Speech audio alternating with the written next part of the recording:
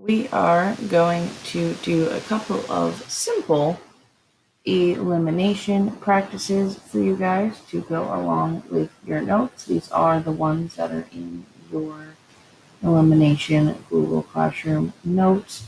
I'm going to slide this right in with the material so that you guys can have them. And then tomorrow we will look at the slightly next step up, more complicated, where you have to do an extra step first. But for now, we are going to look at the easy peasy version. So let me move that. And let's get started. When you are solving systems by elimination, you want to look for, and I will highlight them in this case, you want to look for a set of variables that when you add them together, they will cancel. For example, you see here a positive 2x and a negative 2x.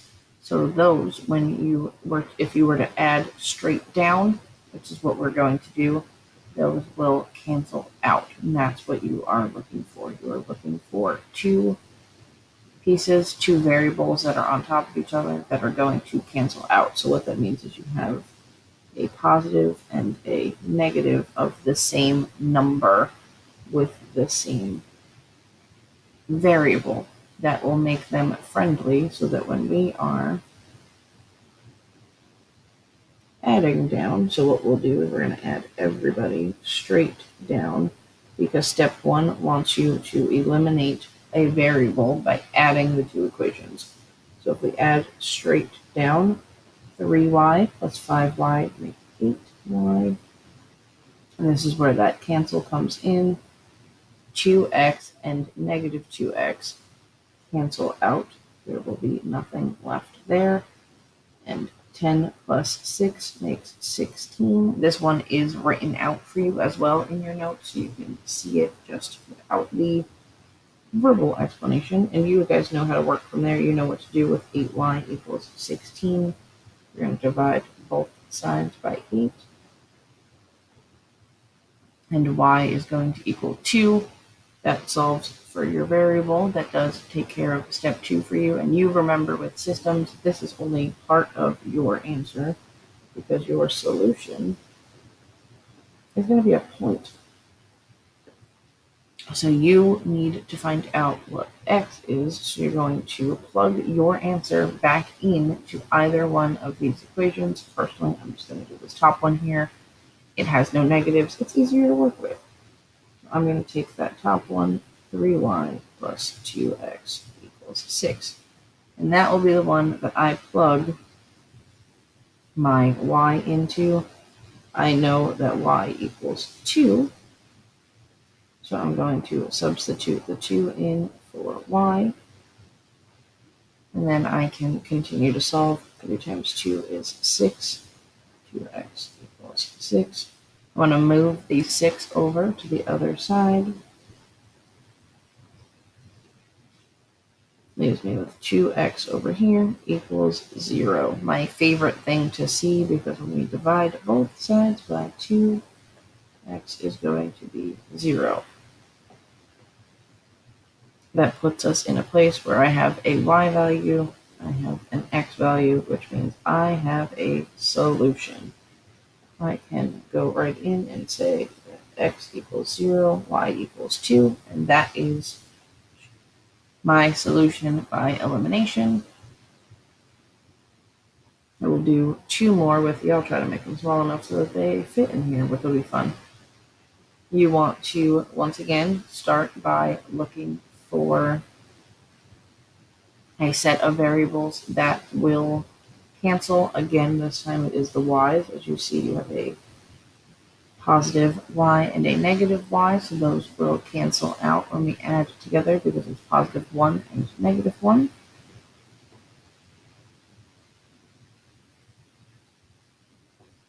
So if I want to go ahead and add straight down, 2x and 3x makes 5x. A positive 1y minus 1y cancels out.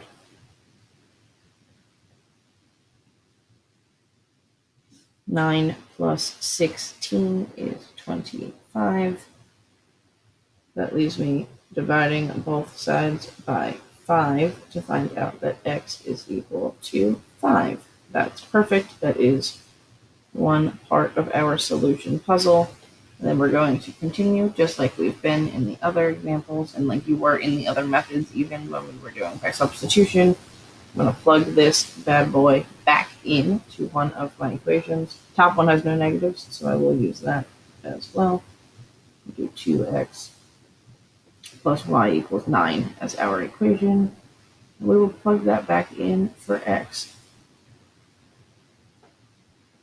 since we know what it is, and that will help us to find y. 2 times 5 is 10, plus y equals 9. I want to move the 10 to the other side by subtracting, doing the inverse. Y equals 9 minus 10 is negative 1. That gives me a second part to my point value. So I can come down here and say that my solution, and remember x goes first, y goes second, is 5, negative 1. And one more, look very similar. There is one slight extra step that you have to do here, so I want to show you before we start getting into the crazy extra steps tomorrow. You can pretty much look at these and see, all right, well, I'm going to want to cancel my x's. You have the same number in front. There's a 1 in front of both. There's an invisible 1 in front of both of these x's. However, what you can see here, the main issue at hand is that one of them is not negative. If I were to add these together, they are not going to cancel. So what I need to do, let me get rid of the highlighter for you. I need to cause one of these to be negative. So what I need to do is multiply one of these equations by negative 1. It'll keep all of the values the same, but it will change the signs. So I can take this top equation here and multiply it by negative 1. Every single piece along the way, I will multiply by negative 1. It's kind of the same thing as if I were to distribute a negative 1, and you were to kind of draw that little rainbow all the way for every single piece. So if I want to look at it, I want to say x times negative 1 is the same thing as negative x. Negative 2y times negative 1 is plus 2y. It's really just switching the signs. And negative 9 times negative 1 is a positive 9. I'm going to leave the bottom equation exactly the same as it was. The green equation will not change. And that puts us now in the position we want to be in, where my x's will cancel because I have one positive and one negative. So I can go right back to what we've been. Add straight down, a positive and a negative will cancel.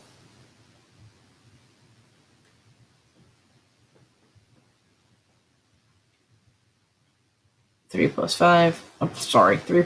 is 5. 16 plus 9 being 25. This part of the problem should now start to look familiar to what you've got going on up top. The numbers are just in a different place. So y is going to equal 5. Here's my solution. And I know that I've got to plug that in to either of the equations. I'll use the bottom one this time. X plus 3y equals 16. X plus 3y is going to be 5 equals 16. So x plus 15 equals 16. Move that 15 to the other side. X equals 1.